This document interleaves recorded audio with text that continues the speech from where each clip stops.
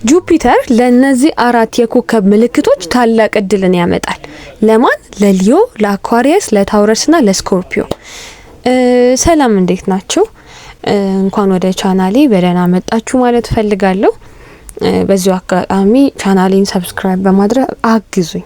አዲስ ነው የከፈትኩት። ስለ ኮከቦች በደንብ አስተምራችኋለሁ። አዳዲስ ነገሮች ሲኖር እነግራችኋለሁ። ስለዚህ ሰብስክራይብ ማድረግ እንዳትረሱ።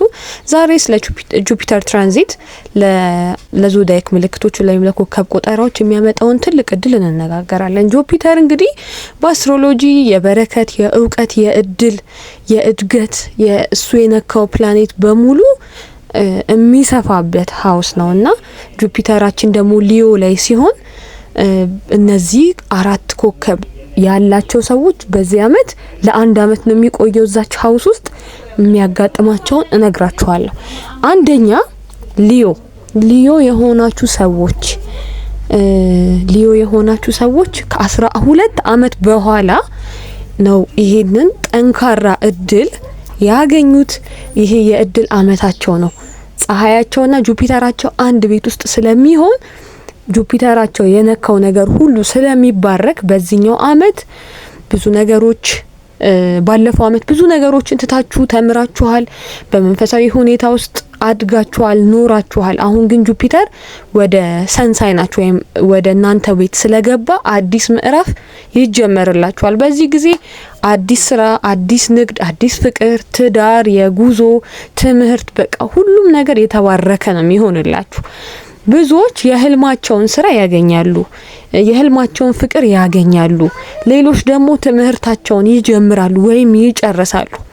ትምህርት ላይ ካሉ ደግሞ ትምህርታቸው ላይ ጥሩ ውጤት እንዲያመጡ፣ አዳዲስ ነገር እንዲጀምሩ፣ ጥሩ ነገር ይዞላቸው የሚመጣበት አመት ነው። ሌላኛው ማን ነው? ሁለተኛው አኳሪየስ ነው። አኳሪየስ ላይ ሲሆን የሊዮ ተቃራኒ ኮከብ ስለሆነ ለግንኙነት በጣም ኃይለኛ አመት ነው የሚሆንላችኋለሁ። አዲስ ሰው እነዚህ አኳሪየስ የሆኑ ሰዎች አዳዲስ ሰዎች ወይም ወደ ከሌላቸው ጓደኛ አዳዲስ ሰዎች ወደ ህይወታቸው የሚገቡበት፣ የህይወት አጋራቸውን የሚያገኙበት፣ ትዳር የሚያገኙበት፣ ያላገቡ የሚያገቡበት፣ እንዲሁም ደግሞ የንግድ አጋር የሚገኝበት አመት ነው። ንግድ ካላችሁ ደንበኞቻችሁ በእርግጠኝነት የሚጨምርበት አመት ነው። ዩቲዩብ፣ ቲክቶክ፣ ፌስቡክ፣ ሌሎች ማህበራዊ ሚዲያ ላይ የምትሰሩ ከሆነ ደግሞ ተከታዮቻችሁ እንዲሁም ተወዳጅነታችሁ የሚጨምርበት አመት ነው የሚሆንላችሁ ማለት ነው። እንግዲህ አኳሪየስ ሳይኖች እንኳን ደስ አላችሁ። ሌላኛው ሶስተኛ ላይ ያለው ማን ነው? ታውረስ ናቸው። ታውረሶች እንግዲህ በዚህኛው በአንድ አመት አሁን ከሰኔ 30 ነው ከሰኔ 22 እስከሚቀጥለው አመት ሰኔ 23 ድረስ ታውረሶች ሀሳባቸው፣ ህልማቸው በቤት ውስጥ በቤተሰብ ውስጥ ንብረት ማፍራት ላይ ነው ትኩረታቸው የሚሆነው ይሄን አንድ አመት ማለት ነው። ህልማቸው አዲስ ቤት መግዛት ከሆነ፣ አዲስ ቤት መኖሪያ መስራት ከሆነ፣ ቤት መቀየር ከሆነ፣ ከቤተሰባቸው ጋር ያለውን ችግር መፍታት ከሆነ በዚህ አመት በእርግጠኝነት የምታደርጉት ነገር ነው እላችኋለሁ። የምትፈቱበት ችግር ካለ በቤተሰብ ጉዳይ፣ በቤት ምናምን ጉዳይ የምትፈቱበት ነው። ስለዚህ ታውረሶች በመጀመሪያ ጊዜ የራሳችሁ የሆነ ቤት እንደሚኖራችሁ የሚሰማችሁ አመት ወይም ቤታችሁን የምትቀይሩበት አመት፣ ስለ ቤተሰቦቻችሁ ሞር ፎከስድ የምታደርጉበት አመት ነው የሚሆንላችሁ። ሌላኛው አራተኛው ደግሞ ስኮርፒዮ ሰንሳይን ነው። ስኮርፒዮ ደግሞ ለሙያ ለስራ ከፍተኛ ስኬት የምታመዘግቡበት የምታመጡበት አመት ነው። ከጥቅምት 12 እስከ ህዳር 12 ድረስ ለተወለዳችሁ ነው። ይሄ የሙያ ለስራ ከፍተኛ ስኬት የምታገኙበት የሚመጣበት አመት ነው።